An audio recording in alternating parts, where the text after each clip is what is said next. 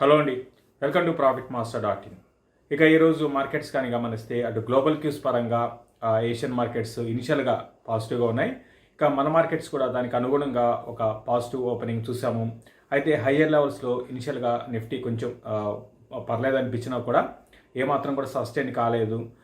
స్లోగా నిఫ్టీ అనేది కిందకి రావడం చూసాము. ఒక దశలో నిఫ్టీ ప్లస్ 100 పాయింట్స్ ఉండేది, అటువంటిది కాస్త మైనస్ 200 పాయింట్స్ దాకా వెళ్ళింది. అయితే లాస్ట్లో మళ్ళీ బాగా పుల్ బ్యాక్ అంటే రికవరీ అనేది మనకి చూసాము, లెడ్ బై బ్యాంక్స్ అని చెప్పొచ్చు. మరి ముఖ్యంగా ఈరోజు కోటక్ బ్యాంక్ అనేది చాలా స్ట్రాంగ్ ర్యాలీ అనేది కోటక్ బ్యాంక్లో చూసాము. ఓవరాల్గా నిఫ్టీ మైనస్ 88 పాయింట్స్, 18,178 పాయింట్స్ దగ్గర ఈరోజు క్లోజ్ అయింది. ఈరోజు హైగాని గమనిస్తే 18,384 అనమాట, లోగాని గమనిస్తే 18,048. లో నుంచి కొంత 100 పాయింట్స్ రికవరీ అనేది నిఫ్టీలో కనపడింది. మరోవైపు బ్యాంక్ నిఫ్టీ ఈరోజు రికార్డు స్థాయిలో క్లోజ్ అయింది. బ్యాంక్ నిఫ్టీ 40,000 పైన ఈరోజు క్లోజ్ కావడం చూస్తున్నాము. Plus 500 points bank Nifty close అయింది. సో బ్యాంక్ నిఫ్టీ కారణంగా నిఫ్టీ పతనం ఆగిందని చెప్పొచ్చు. ఈరోజు అని కాదు, లాస్ట్ ఫ్యూ డేస్గా నిఫ్టీ రీసెంట్గా మనకి ఒక దగ్గరగా ఒక 200, 250, 300 పాయింట్స్ దాకా కరెక్ట్ అయింది. బట్ బ్యాంక్స్ మాత్రం చాలా మార్కెట్ కరెక్ట్ అయినా కూడా బ్యాంక్స్ మాత్రం పెద్దగా కరెక్ట్ కాలేదు. ఇంకా చెప్పాలంటే నిఫ్టీ ఇంకా కరెక్ట్ కాకుండా ఉండడానికి ప్రధాన కారణం బ్యాంక్స్ అని చెప్పొచ్చు. సో ఇక కోటక్ బ్యాంక్, టాటా మోటార్స్, గ్రాసిమ్ లాంటి స్టాక్స్ ఈరోజు నిఫ్టీలో టాప్ గెయినర్స్గా ఉంటే ఏషియన్ పెయింట్స్, హిండాల్కో, ఇన్ఫోసిస్ లాంటి స్టాక్స్ ఈరోజు ప్రాఫిట్ బుకింగ్ అనేది చూసాము. తర్వాత ఏషియన్ పెయింట్స్లో రిజల్ట్ కూడా ఏషియన్ పెయింట్స్ రిజల్ట్ అంత అనుకూలంగా లేవు. సో ఈ స్టాక్లో నిన్న కరెక్షన్ వచ్చింది, ఈరోజు కూడా ఒక 5% కరెక్ట్ అయింది. దీంతోపాటు మనకి మరోవైపు క్రూడ్ ఆయిల్ అనేది మనం చూస్తున్నాము, లాస్ట్ ఒక 3 నెలలుగా కంటిన్యూగా పెరుగుతూ ఉంది. సో దాని కారణంగా ఈ పెయింట్ కంపెనీస్ రిజల్ట్ కూడా బాగుండవు. ప్లస్ ఈ విధంగా క్రూడ్ ఆయిల్ హయ్యర్ లెవెల్స్లో సస్టైన్ అవుతూ ఉంటే మాత్రం ఇన్పుట్ కాస్ట్ పెరిగి పెయింట్ కంపెనీస్ అనేటివి కూడా రానున్న రోజుల్లో కొంచెం గడ్డు కాలమే చెప్పచ్చు. బట్ ఇవన్నీ కూడా షార్ట్ టర్మ్ కోసమే, అంటే టెంపరీ. ఓవరాల్గా మళ్ళీ కూడా ఎంత హైలో అయితే ఉండకపోవచ్చు. బట్ ఇమీడియట్గా అయితే మాత్రం కొంచెం ఈ పెయింట్ కంపెనీస్ కొంత సెంటిమెంట్ పరంగా నెగిటివ్ అనమాట. ఇది ఓవరాల్గా మార్కెట్స్ గురించి. ఇక ఈరోజు స్టాక్ ఆఫ్ ది డే చెప్పాలంటే కోటక్ బ్యాంక్ ఇది లైఫ్ టైం హైలో క్లోజ్ అయింది. దగ్గరగా మనకి ఈరోజు 6.5% కోటక్ బ్యాంక్లో మనకి జంప్ రావడం చూసాము. సో బ్యాంకింగ్ స్టాక్స్లో రీసెంట్గా న్యూ హైస్ని, లైఫ్ టైం హై టచ్ చేసిన స్టాక్ కోటక్ బ్యాంక్. దీంతోపాటు మిగతా బ్యాంక్స్ కూడా ఈరోజు పాజిటివ్గానే క్లోజ్ అయినాయి.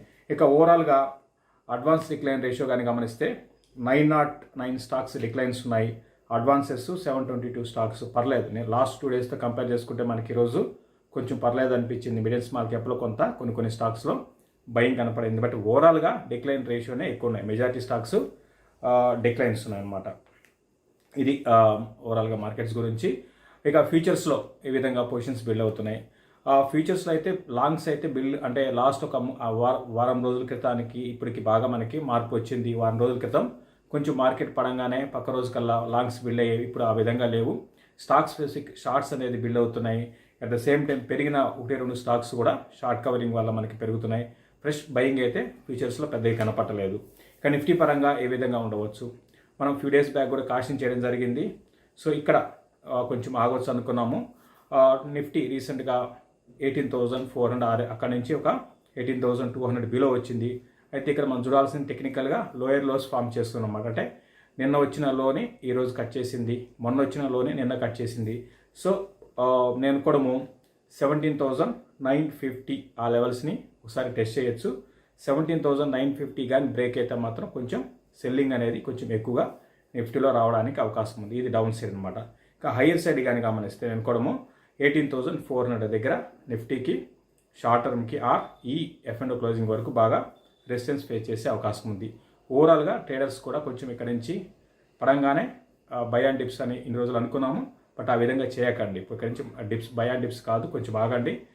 ఒక 1 వీక్ ట్రెండ్ చూద్దాము. ఇప్పుడు ఓవరాల్గా అటు FIS నుంచి బాగా సెల్లింగ్ ఉంది, అదేవిధంగా డొమెస్టిక్ ఫండ్స్ కూడా బాగా సెల్ చేస్తున్నారు. కాబట్టి ఇప్పుడు ప్రస్తుతానికి బై అండ్ డిప్స్ స్ట్రాటజీ అయితే ట్రేడింగ్ పరంగా వద్దని చెప్తానండి. ఇక ఇన్వెస్ట్మెంట్ పరంగా కూడా చాలామంది అడుగుతున్నారు, మార్కెట్ పడింది కదా ఇప్పుడు బై చేయొచ్చా, యావరేజ్ చేయొచ్చా. ఇది పడింది ఏం పడిందండి మార్కెట్స్, ఒక 200 పాయింట్స్ పడితే పడినట్టు కాదు కదా. సో లాస్ట్ ఒక మనకి 1.5 ఇయర్లో నిఫ్టీ దగ్గరగా 7,500 7,800 నుంచి ఈరోజు మనకి 18,000 వచ్చింది. పోనీ అది పక్కన పెట్టేస్తే ఓవరాల్గా నిఫ్టీ రేంజ్ కానీ చూస్తే 12,000 అట్లా ఉండేది 2020లో. సో అక్కడి నుంచి కూడా చూసుకున్నా కూడా మనకి 60% పెరిగింది. సో అంత పెరిగినప్పుడు ఒక 10 to 15% కరెక్షన్ అంటాం. అటు రావడం కూడా మంచిదే అండి, అది మార్కెట్స్కి హెల్తీ అనమాట. సో ఇట్లా అబ్నార్మల్గా పెరిగినప్పుడు ఏంటంటే స్టాక్స్లో విపరీతమైన స్పెక్యులేషన్ జరిగి మళ్ళీ పడడం కూడా అంతే విధంగా ఉంటుంది. అట్లా కాకుండా పడుతూ పెరుగుతూ ఉంటే అది అటు ఇన్వెస్టర్స్కి కూడా సేఫ్ అనమాట. కొంచెం కరెక్షన్ రానివ్వండి, అప్పుడు మనం మంచి స్టాక్స్ గురించి మాట్లాడుకుందాం. ఇక రెగ్యులర్గా అడుగుతున్న స్టాక్స్లో మనం ఈరోజు డాక్టర్ రెడ్డీస్ గురించి అడుగుతున్నారు. ఒకటి రెడ్డీస్ ఇప్పుడు కొనొచ్చా? ఈరోజు కూడా బాగా కరెక్ట్ అయింది, 4,600 లెవెల్స్ కూడా వచ్చేసింది అనమాట. సో రీసెంట్ హై కానీ గమనిస్తే 5,600 5,700. సో ఓవరాల్గా రెడ్డీస్ తో పాటు సిప్లా గురించి కూడా మాట్లాడుకుందాం. అంటే సిప్లా గురించి మొన్న అడిగారు కానీ రెగ్యులర్గా అయితే అడగడం లేదు. ఎందుకు చెప్తున్నా అంటే రెండు కూడా ఇండియాలో టాప్ ఫార్మా కంపెనీస్ అనమాట. రెండు అటు సేల్స్ పరంగా గమనిస్తే చాలా సిమిలారిటీస్ ఉన్నాయి. అంటే ఎందుకంటే మొన్న ఫైనాన్షియల్ ఇయర్ 2021 ఫైనాన్షియల్ ఇయర్ కానీ గమనిస్తే రెడ్డీస్ 19,048 crores రెవెన్యూస్ అనమాట. అదేవిధంగా సిప్లాది కానీ గమనిస్తే సేమ్ 19,160, అంటే దగ్గరగా రెండు కూడా ఒకటే టర్న్ ఓవరు. ప్రాఫిట్స్ కానీ గమనిస్తే రెడ్డీస్ది 1952 crores ప్రాఫిట్ ఇయర్లీ చెప్తున్నాను నేను. అదేవిధంగా సిప్లాది గమనిస్తే 2,040 crores ప్రాఫిట్స్. దగ్గర రెండు కూడా ఒకటే ఉన్నాయి. సో వాల్యుయేషన్స్ పరంగా సిప్లా కానీ గమనిస్తే 28 PE, ready labs around 45 PE దగ్గర ఉంది. ఈవెన్ మార్కెట్ క్యాప్ కూడా రెండు కూడా ఒకటే ఉన్నాయి. అయితే రెండు బిజినెస్ల పరంగా రెండింటిలో తేడా ఉందండి. సో బిజినెస్ల పరంగా అంటే డాక్టర్ రెడ్డీస్ ఏంటంటే ఎక్కువగా ఫోకస్ అంతా కూడా ఎక్స్పోర్ట్స్ మీదే, మెజారిటీ అంతా కూడా రెవెన్యూస్ అంతా కూడా ఎక్స్పోర్ట్స్ మీద, తర్వాత R&D మీద బాగా ఖర్చు పెడుతుందండి. బాగా ఖర్చు పెడుతుంది R&D మీద. బాగా ఖర్చు పెట్టడము, న్యూ డ్రగ్ డిస్కవరీ కానివ్వండి, కొత్త ఆలోచనలతో ముందుకు వెళ్తుంది.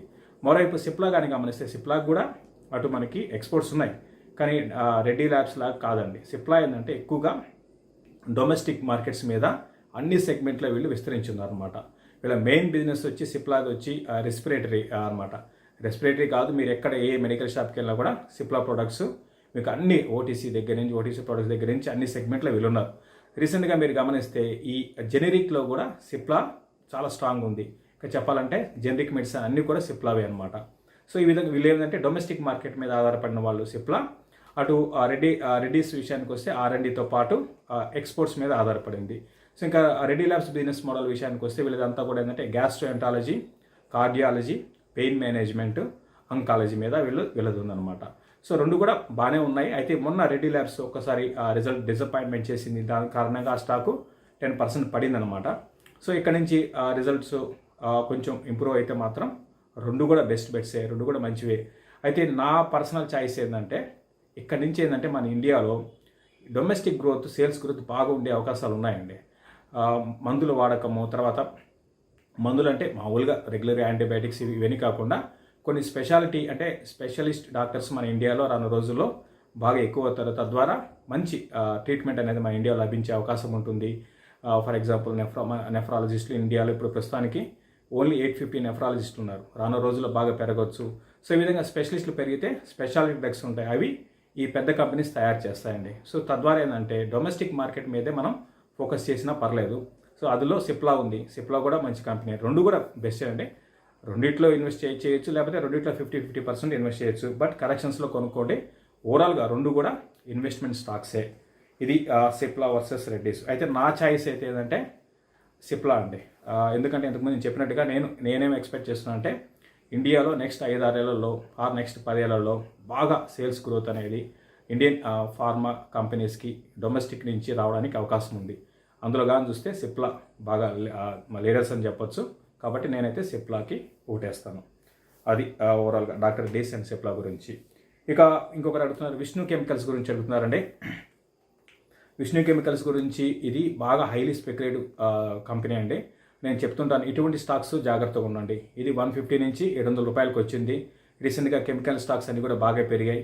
ఓవరాల్గా లాస్ట్ 5 yearsలో సేల్స్ ఏమాత్రం లేదండి, సేల్స్ గ్రోత్ ఏం లేదు. అంటే ఇంకా చెప్పాలంటే 7% మాత్రమే ఉంది. సేల్స్ గ్రోత్ లాస్ట్ 5 yearsలో 7% మాత్రమే ఉంది. స్టాక్ మాత్రం 4 రెట్లు పెరిగింది. మీరు ఆలోచించుకోండి ఎంత స్పెక్యులేషన్ ఈ స్టాక్లో ఉందో. అటు FIs లేరు, డొమెస్టిక్ ఫండ్స్ లేరు, హై నెట్వర్త్ ఇన్వెస్టర్స్ ఎవ్వరు కూడా ఈ స్టాక్లో లేరండి. Only promoter and retail investors. 75% promoter, మిగతా 25% రీటైల్ ఇన్వెస్టర్స్. అంటే మీరు అర్థం చేసుకోవచ్చు, ఒక ఈవెన్ హై నెట్వర్త్ ఇన్వెస్టర్ కూడా ఇందులో లేరు. అంటే ఎంత స్పెక్యులేషన్ ఈ స్టాక్లో ఉందో మీరు చూడండి. తర్వాత రిజల్ట్ పరంగా చూద్దాము. మార్చి 2019 మనకి రిజల్ట్ చూసుకుందాము. అప్పుడు కానీ చూసుకుంటే 202 crores ఉందండి ఆ క్వార్టర్. ఎందుకంటే ఈ జూన్ క్వార్టర్ తీసుకోలేదు. రీసెంట్గా మార్చ్ క్వార్టర్ కానీ గమనిస్తే 214 crores. అంటే అటు రెవెన్యూస్ పరంగా లాస్ట్ ఇయర్తో కంపేర్ చేసుకున్న, దాని ముందు ఇయర్తో కంపేర్ చేసుకున్న గ్రోత్ లేదు. అటు ప్రాఫిట్స్ మాత్రం కొంచెం ఇంప్రూవ్ అవుతున్నాయి. ఒకప్పుడు ప్లస్ పాయింట్ ఏంటంటే ఒకప్పుడు కొంచెం 800 crores 850 crores డెట్ ఉండేది, ఈరోజు 300 crores వచ్చింది. డెట్ తగ్గింది, అదొకటి పాజిటివ్ అంశం అండి. బిజినెస్ పరంగా గ్రోత్ లేదండి, అదొకటి చెప్పదలుచుకున్నాను. But highly speculative stock. ఈ టైంలో ఇటువంటి స్టాక్స్లో ఇన్వెస్ట్ చేయడం అనేది కరెక్ట్ కాదండి. ఏమన్నా ఉంటే ప్రాఫిట్ బుక్ చేసుకుని సలహా ఇస్తాను, ఆ తర్వాత మీ ఇష్టం. అది నేను ఇవ్వడం వరకే, మీరు ప్రాఫిట్ బుక్ చేసుకుంటారా, లేకపోతే మళ్ళీ నేను చెప్పినాక మీరు ప్రాఫిట్ బుక్ చేసుకున్నాక స్టాక్ పెరిగితే మీరు చెప్పారు కదా మేము ప్రాఫిట్ బుక్ చేసుకున్నాం స్టాక్ పెరిగిందని అనకండి. ఎందుకంటే ఇవన్నీ కూడా ఎంతవరకు వెళ్తాయి ఏంటి అనేది వీటికి ఒక ప్రామాణికం ఉండదు. ఇవన్నీ కూడా ఏంటంటే ఆపరేటెడ్ స్టాక్స్ అండి. ఇది విష్ణు కెమికల్స్ గురించి. ఇంకోరు కన్సాయ్ నెరోలాక్ గురించి అడుగుతున్నారు. ఇది ఈరోజు 558 దగ్గర క్లోజ్ అయింది, 600 బ్రేక్ అయింది. ఇంతకుముందు నేను చెప్పినట్టుగా పెయింట్స్ కంపెనీస్కి ఇప్పుడు కొంచెం ఇమీడియట్గా సెంటిమెంట్ బాగాలేదండి. బట్ కన్సాయ్ నెరోలాక్ అనేది ఫండమెంటల్గా బాగుంది, గ్రోత్ పరంగా అంత అద్భుతంగా అయితే లేదు. కాకపోతే అంటే భవిష్యత్తుని దృష్టిలో పెట్టుకుంటే మాత్రం కన్సాయ్ నెరోలాక్ మంచి ఫ్యూచర్ ఉండే అవకాశాలు ఉన్నాయి. ఓవరాల్గా మళ్ళీ క్రూడ్ ఆయిల్ కొంచెం మనకి డిప్ వస్తే మళ్ళీ స్టాక్స్ అన్ని కూడా బాగా పెరుగుతాయి. కన్సాయ్ నెరోలాక్ మాత్రం ఇన్వెస్ట్మెంట్ స్టాక్ అండి. లాస్ట్ 3 ఏళ్ళు కూడా పెద్ద పెరిగింది లేదు. కాబట్టి ఏంటంటే ఇటువంటి టైంలో ఇటువంటి స్టాక్స్ అంటే ఇన్ని రోజులు ఏదైతే పెరిగిన స్టాక్స్ ఉంటాయో వాటిలో మనకి పెరగడానికి అవకాశం ఉంది. ఇంకా ఓవరాల్గా పెయింట్ కంపెనీస్లో వాల్యుయేషన్స్లో అంటే మనకి వాల్యుయేషన్స్లో పరంగా అన్ని పెయింట్ కంపెనీస్ హై పీఈతో ఉన్నాయి. ఇది కొంచెం పర్లేదు, అంటే 50 పీఈ ఉంది, పర్లేదు ఉన్న వాటితో కంపేర్ చేసుకుంటే లో పీఈ దగ్గర దొరుకుతుంది. So Kansai Nerolac investment stock already కొన్న వాళ్ళు హోల్డ్ చేసుకోండి. యావరేజ్ అయితే వద్దండి, యావరేజ్ ఎటువంటి పరిస్థితుల్లో కూడా యావరేజ్ చేయకండి. ఇప్పుడు ఇది టైం కాదు యావరేజ్ చేయడానికి. ఇది క్లోజింగ్ రిపోర్ట్ అండి. ఇక ఈ నెల 31వ తారీఖు మనకి స్పెషల్ వెబినార్ అనేది మనం కండక్ట్ చేస్తున్నాము ప్రాఫిట్ మాస్టర్ తరఫు నుంచి. అటు దివాళీ సందర్భంగా లాస్ట్ ఇయర్ కూడా మనం ఇదే విధంగా కండక్ట్ చేసాము. పెద్ద ఎత్తున చాలామంది పార్టిసిపేట్ చేశారు. ఈసారి కూడా చాలామంది పార్టిసిపేట్ చేసే అవకాశాలు ఉన్నాయి. కాబట్టి ముందు రిజిస్ట్రేషన్స్ చేసుకుంటే మంచిది. ఇంకోటి ఏంటంటే ఇందులో మనం దీంట్లో ఇప్పుడున్న పరిస్థితుల్లో మార్కెట్ని బేరేజ్ వేసుకొని ఎటువంటి స్టాక్స్లో మనం ఫ్రెష్ ఇన్వెస్ట్మెంట్ చేయాలి, ఎటువంటి స్టాక్స్లో ప్రాఫిట్ బుక్ చేసుకోవాలి, సో ఇటువంటి అంశాల గురించి మాట్లాడుకుంటాం. దీంతోపాటు అందరూ అనలిస్టులు పార్టిసిపేట్ చేస్తారు. సో వాళ్ళందరూ కూడా మీ డౌట్స్ ఏమైనా కూడా మీరు క్లారిఫై చేసుకోవచ్చు. దీంతోపాటు స్టాక్ ఐడియాస్ అండి, అన్నిటికన్నా స్టాక్ ఐడియాస్ ఉంటాయి. లాస్ట్ టైం మేము ఇచ్చిన స్టాక్స్ బ్రహ్మాండంగా పెరిగాయి, అన్నీ కూడా క్వాలిటీ స్టాక్సే ఇస్తాం మేము. అయితే అది మా గొప్పతనం కాదు, మార్కెట్లో డబ్బు వచ్చి మార్కెట్లో పెరిగాయి, దాంతోపాటు మా స్టాక్స్ కూడా పెరిగాయి. అంతేగాని మేము చెప్పిన స్టాక్స్ మేము చెప్పినవి పెరిగాయని కాదు.